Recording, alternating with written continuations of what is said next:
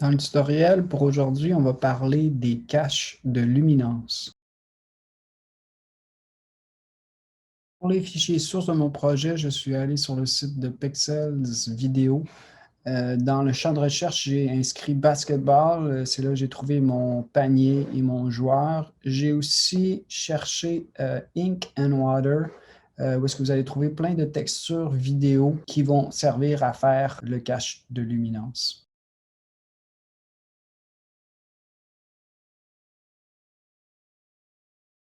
Avant de commencer les étapes de réalisation du projet, c'est important de comprendre le principe de qu'est-ce que c'est les caches par approche. Les caches par approche, c'est une manière de définir la transparence, donc les parties transparentes et les parties opaques d'un calque à partir de la luminance des pixels ou d'une couche alpha d'un autre calque.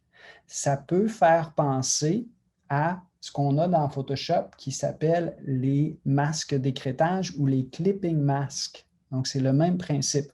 Par contre, en vidéo, l'avantage, c'est que ces caches-là peuvent être en mouvement ou mobile. Il y a deux types de caches par approche. On a ce qu'on appelle un cache alpha, qu'on a vu dans un autre tutoriel. Fait que je vous invite à aller voir ce tutoriel-là si vous ne l'avez pas fait encore.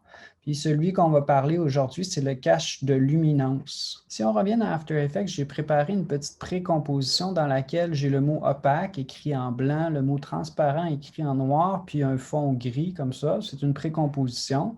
Je l'ai placé dans ma composition. En dessous de ça, j'ai le vidéo de basketball qui est utilisé dans mon projet et je voulais juste vous montrer qu'est-ce qui se passe quand on utilise ceci en noir et blanc et en gris comme cache. C'est important de bien comprendre l'ordre d'empilement. Donc, ce qui va servir de cache doit être au-dessus. Remarquez que si je regarde dans la colonne de cache, le calque du dessus, je n'ai même pas la possibilité d'accéder au menu déroulant parce qu'un calque qui est au-dessus, ça ne fonctionne pas comme cache. Donc, il faut être en dessous. Mon vidéo de basketball, c'est ça que je veux révéler ou masquer. Ça se trouve en dessous. Puis là, ici, j'ai accès à mon menu déroulant de cache.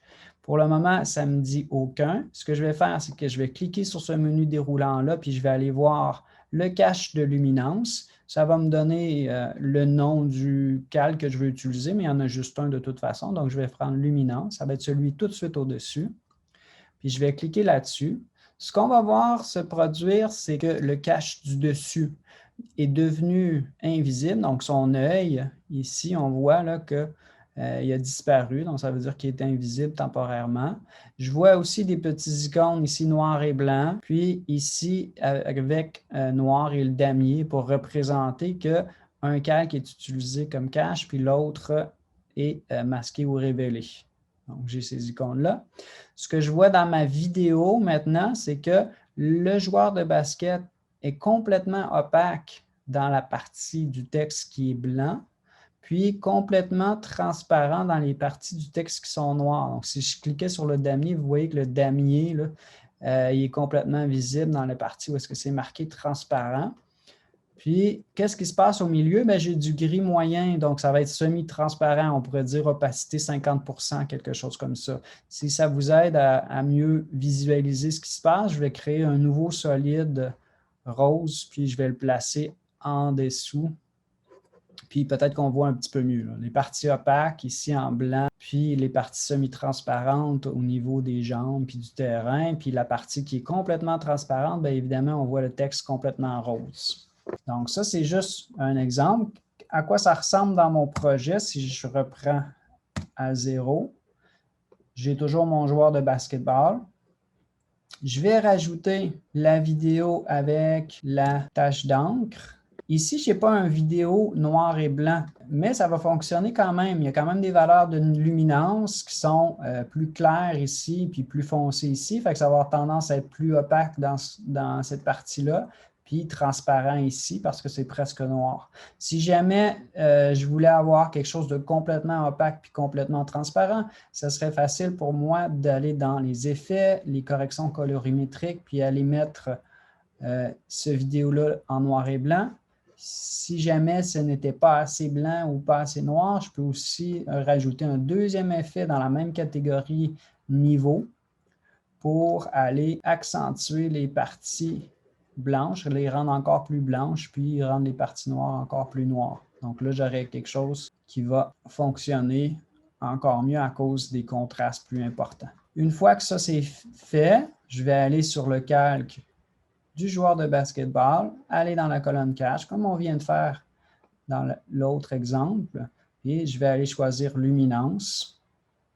À ce moment-là, ce que je vois, c'est mon joueur de basketball qui apparaît ici dans la tâche d'encre. Puis cette partie-là qu'on voit en noir, bien noir, c'est du transparent. Hein? Donc, si j'affiche le damier, là, je vois bien que c'est transparent. Pour finir mon projet, j'ai rajouté le fond ici avec le panier. Essentiellement, le principe, c'est ça.